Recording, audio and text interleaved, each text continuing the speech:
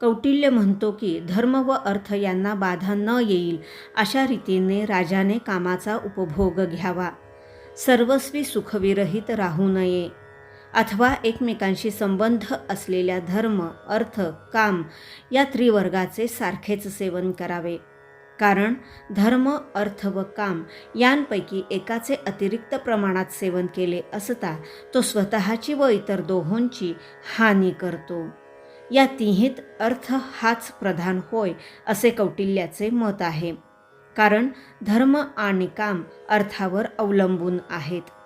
राजाने आपल्या स्वतःच्या वागणुकीवर लक्ष ठेवण्याच्या कामी आचार्य अथवा अमात्य यांची योजना करावी. त्यांनी अपायकारक गोष्टींपासून त्याला परावृत्त करावे. कारण त्याच्या हातून एकांतात प्रमाद घडत असतात. विशिष्ट कार्याची वेळ सूचित करणाऱ्या छाया अथवा नालिका